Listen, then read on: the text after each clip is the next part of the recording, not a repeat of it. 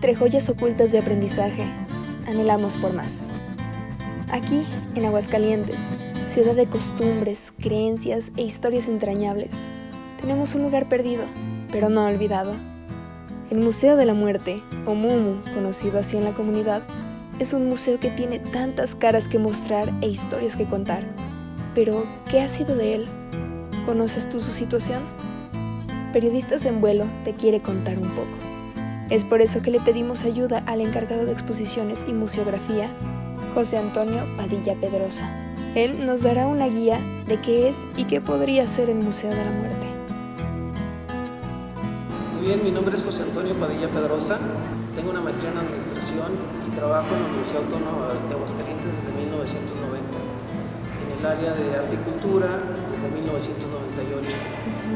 En la actualidad me desempeño como encargado de museos y galerías y me tocó la fortuna de en el año 2006 crear, junto con todo el equipo en su momento, este Museo Nacional de la Muerte, que es en el que actualmente desempeño principalmente mis actividades. El Museo Nacional de la Muerte tiene como objetivo primordial primeramente acervar expresiones que tengan que ver con la muerte, idiosincráticamente hablando, de las diversas culturas mexicanas. Por ende, su catalogación, su preservación y su exhibición para poder promover, difundir y hacer conciencia entre la población en general de esta tradición tan importante que tenemos desde hace prácticamente 400, 500 años, ¿no?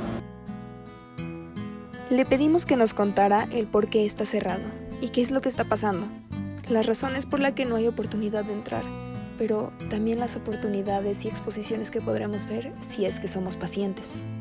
Bueno, pues son dos factores. El primer factor del cierre es el confinamiento COVID que tuvimos desde prácticamente 2020 y esto nos llevó en sucesión a pensar en un proyecto de remodelación que venía también pegado a la renovación de un comodato que teníamos a partir de 2014 y que había perdido vigencia en 2019. Era un comodato a 5 años que nos había facilitado Mercurio López Casillas, con lo cual se había conformado una nueva sala del museo, que era la sala histórica. Entonces estos dos factores en conjunto nos han ido llevando al atrasamiento de la reapertura. Pero también un elemento creo yo importante es que las autoridades de la universidad han tomado con bastante calma la reapertura para la presencialidad en todos sus espacios, no solamente en los culturales, sino también en los académicos. En este momento estamos pasando por el proceso de remodelación.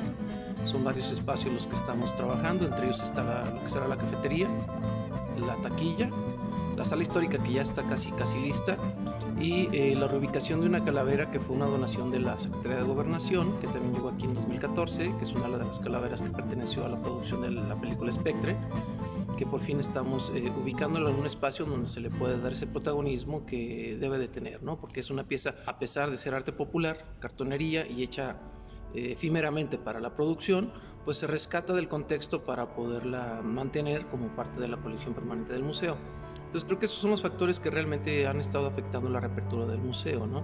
Lo presupuestal, pues obvio, siempre va a ser necesario dinero. Un museo requiere de muchos recursos económicos, de mucho capital humano, y pues desafortunadamente nadie, yo creo aquí en Aguascalientes, ninguno de los museos, ni los del Instituto Cultural, ni los privados, ni el de la Universidad Autónoma de Aguascalientes, cuentan con los recursos suficientes para poderlos operar adecuadamente, ¿no?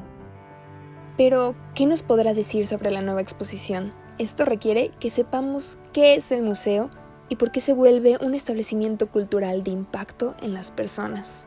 Mira, me gustaría hacer un gran contexto para contestar la pregunta, porque el Museo Nacional de la Muerte tiene una ventaja por encima de los demás museos. Tanto es un museo de arte, como es un museo de historia, como es un museo de concepto. Eso nos permite adentrarnos a las aportaciones científicas, tecnológicas y artísticas que en torno al tema se generan en nuestra sociedad. La idea particular es mostrar el concepto cultural de la muerte en nuestro país. Como nos contó Antonio, aún hay muchas cosas que quieren intentar y mostrar. Pero el museo tiene un alma, que aunque no se espere en el público, es bastante agradable. Y ese es un aspecto que quieren guardar en las nuevas exposiciones que vienen en el futuro.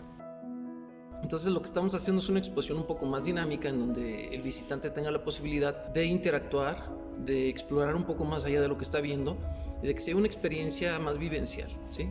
Tengo que reconocer que aunque las exposiciones que hemos ofrecido hasta el momento que eran muy de corte popular o muy de corte académico, el público salía muy satisfecho.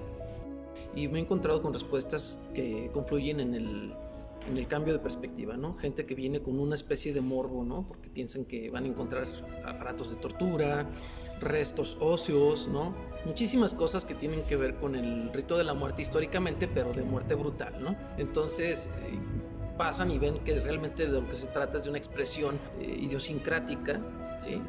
Y seguramente pasa un momento de shock en donde dicen, bueno, pues yo no quería ver esto, pero todo lo que el museo exhibe tiene cierto candor y termina ganándole emocionalmente al visitante, y eso hace que el visitante termine convenciéndose que valió la pena venir a ver el museo, y eso nos ayudó mucho porque iniciamos teniendo cerca de 23,000 visitantes por año y llegamos a un tope de casi 54,000. Obviamente cada vez queríamos tener más visitantes, ¿no? Pero viene la limitante, ¿no? No tenemos más capacidad de atención a públicos porque no tenemos la infraestructura en todos los sentidos, ni física ni humana. ¿Y será que este lugar tiene personalidad? ¿Cómo es que se da a ver al mundo, un lugar que es tan intrigante, incluso antes de su remodelación? Es un ente totalmente confuso, porque idiosincráticamente lo que está seleccionado, pues, no todo, ¿no? Lo que se tiene como colección de museo y lo que luego se incorpora, nada de lo que tú ves aquí es fatalista. La mayor parte de lo que se creó y se contiene en el museo como colección o a veces temporalmente como préstamo, le da a la muerte un tratamiento burlón, un tratamiento afable, un tratamiento cotidiano, ¿no? Se le trata como a cualquier otra persona viva, y eso precisamente lo convierte en cosa. Sí, he tenido la oportunidad de montar exposiciones temporales muy fatalistas, en donde el artista hace un abordaje muy crítico de una realidad que le ha tocado vivir o conocer, o donde el artista hace una revisión histórica y hace una reinterpretación de esa historia y le da énfasis a los aspectos negativos que pretenden enseñarnos que debemos evitar caer en el mismo error, ¿no? Entonces, ahí sí tiene este sentido fatalista, y es luego difícil consumir mensajes tan complicados, ¿no? Porque ahí sí efectivamente volteamos a ver la muerte y la queremos evitar. Y al revés, con lo que tenemos generalmente en la colección, pues es afable. Repito, la gente que venía con la intención de ver morbosamente un aparato de tortura manchado de sangre de hace 300, 400 años, se encuentra con una calavera sonriente pintada de 1000 colores y pues entra en shock, ¿no? Pues, demonios, yo no quería ver esto, pero esa calavera que le está sonriendo le gana, ¿no? Y termina haciéndola sonreír.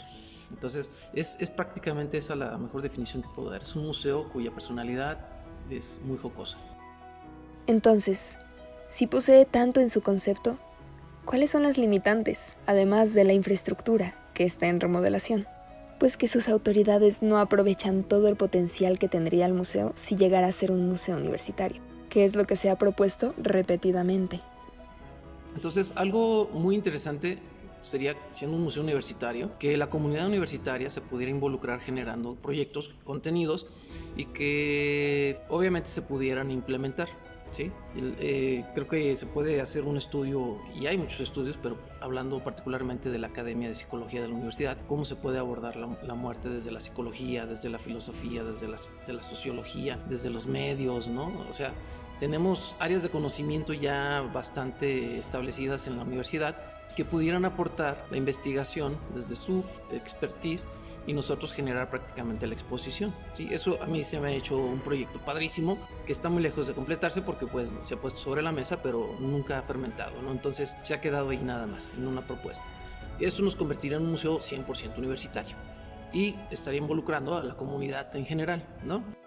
Segundo, pues tenemos muchísimas expresiones artísticas, plásticas sobre el tema. ¿Qué hace falta? Pues obviamente gente que nos ayude a estar haciendo la investigación de campo y obviamente recursos para poder adquirir, aunque sea en comodatos o en préstamos temporales o rentas, si se les quiere decir así, colecciones que nos ayuden a diversificar la oferta que tiene el museo. Tercero, pues obviamente requerimos más planta física, ¿no? Aunque son edificios grandes, pues realmente está dividido en salones que no tienen mucha capacidad, ¿no? Y pues se va requiriendo más. Tercero, pues complementar los servicios del museo, porque un museo no solamente son las áreas de exhibición, ¿no? Tenemos que tener áreas de mantenimiento, de catalogación, de restauración, todo lo que serían los servicios educativos, que son súper importantes en un museo, sobre todo siendo universitario, donde Tienes que tener gente especializada en atención de públicos por rango de edad y obviamente generar los contenidos para poderles dar una visita muy atractiva y que realmente les permeen algo positivo, ¿no? Porque pues ahora los modelos que se manejan, creo a nivel general, pero particularmente aquí en el estado a través del Instituto de Educación, nos solicitan que lo que se expone dentro del museo tenga competencia directa con lo que el niño aprende en el salón de clases. ¿Cuáles son las cosas que se necesitan para que nuestro hermoso museo vuelva a nosotros? El primer paso pues es terminar la remodelación, ¿no? Claro. Y creo yo, no lo puedo asegurar, que va a tomar un poco de tiempo el que el museo vuelva a estar en la mente de los usuarios o de los visitantes, porque pues ya son 3 años cerrados. Por ciclos, desde que abrimos en 2007, el primer impacto fue impresionante, ¿no? La gente de una u otra manera se enteró de la existencia y apertura del museo y venían acarretadas. O quizá puede estar un poquito más lento porque la gente después de 3 años creo que ya piensa que el museo cerró permanentemente, ¿no? Entonces, como no tenemos una campaña de medios, de mercadotecnia, me refiero, de publicidad, todo lo que se difunde pues prácticamente es persona a persona, ¿no? Y las redes ayudan, pero tiene que ser una persona la que se dé cuenta para que lo difunda con otra y se vaya haciendo la cadena. Entonces eso también va a ser un motivo por el cual vamos a tomar un poco más de tiempo quizá en llegar a un estándar normal. Necesita apoyo y voz que grite por ellos, no solo cuando vuelva a abrir, sino desde ahora, para mostrarle a las autoridades universitarias que es de nuestro interés el regreso del museo a su gloria. Pero, para no terminar en notas tristes con el señor Antonio y nosotros, queremos que escuche un pequeño comentario sobre su experiencia creando el museo y el por qué sigue ahí después de 15 años. Si no, por amor. ¿Qué demonios es lo que tienes que hacer con lo que tienes enfrente? Y conforme vas dándote el tiempo y vas entendiendo esa convivencia, ¿no? Se te van revelando muchas cosas, ¿no? Y esto si lo combinas pues con un poco de conocimiento, ¿no? Con mucha sensibilidad, pues te da una conclusión muy interesante. Porque al final de cuentas las exposiciones son interpretaciones, ¿no? Sí, claro. Son prácticamente el sesgo de un momento, de una persona que puede tener mucho o poco conocimiento. Indiscutiblemente siempre va a haber conocimiento, ¿no? Hay personas que saben más que otras, pero no deja de ser la intención. Que es ese mismo mensaje, otra persona lo pudo haber mandado de otra manera. Entonces eso también es muy rico, ¿no? Son muchos momentos, honestamente. Entonces es difícil desprenderse de todo esto.